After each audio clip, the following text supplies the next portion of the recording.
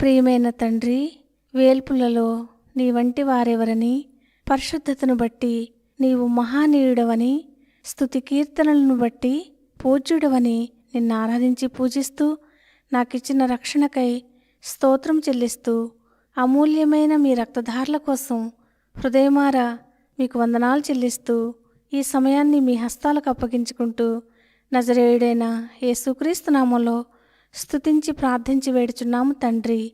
Amen.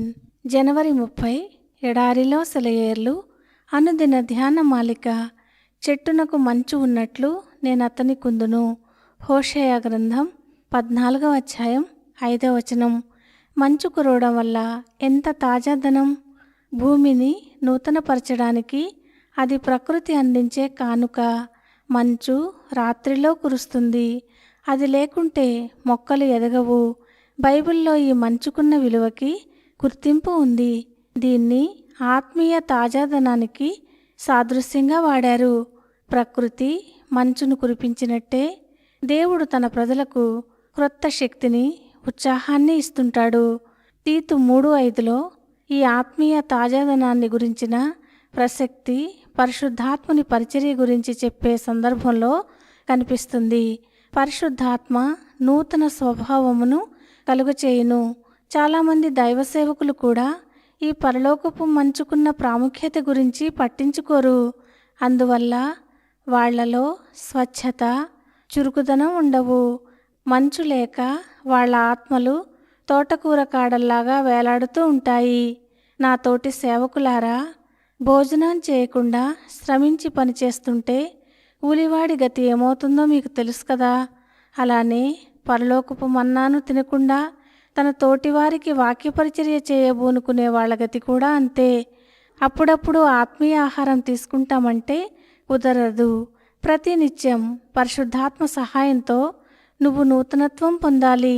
నీలో ప్రతి అణువు జీవంతో ఉట్టిపడుతూ ఉరకలేస్తున్న స్థితికి, నువ్వు నీరసించిపోయి కళ్ళు తేలేసిన స్థితికి తేడా నీకే తెలుస్తుంది కదా.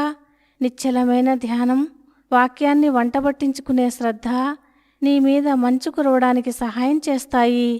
రాత్రి వేళల్లో ఆకులన్నీ నిశ్చలంగా ఉన్నప్పుడు వాటి రంధ్రాలు తెరుచుకుని ఆకాశపు మంచును జుర్రుకుంటాయి. ఆత్మ సంబంధమైన మంచు దేవుని సన్నిధిలో నిర్మలమైన ధ్యానం వల్ల నీ మీద కురుస్తుంది.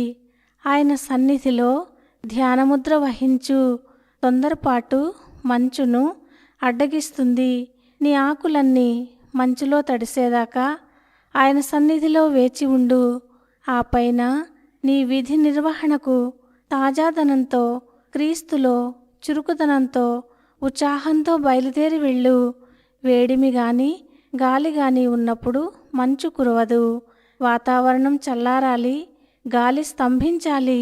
పరిసరాలన్నీ చల్లగా నిశ్చలంగా అయిపోతేనే గాని గాలిలోని తేమ మంచు ముత్యాలుగా మారి ఆకుల మీద, పువ్వుల మీద కురవదు. అలానే మనిషి హృదయం కూడా ఆ ప్రశాంత గంభీర ముద్ర వహించి మౌనంగా నిశ్చలంగా ఉన్నప్పుడే పరిశుద్ధాత్మ ఆ హృదయంలోకి దిగివస్తాడు. నీ నిశ్చలత్వపు మంచు కురిపించు. ప్రభు, నా అసహనాన్ని ఖండించు. కదులుతూ మెదులుతూ కలవరపడే నా మనస్సులో నీ శాంతిని స్థాపించు. కోరికలతో వేసారిన నా హృదయంలోకి నీ చల్లని ఊపిరి పంపించు. భూకంప అగ్నిజ్వాలల్లో వినబడే నీ కోమల స్వరాన్ని వినిపించు. దేవుడు ఈ మాటలను దీవించునుగాక. ఆమెన్.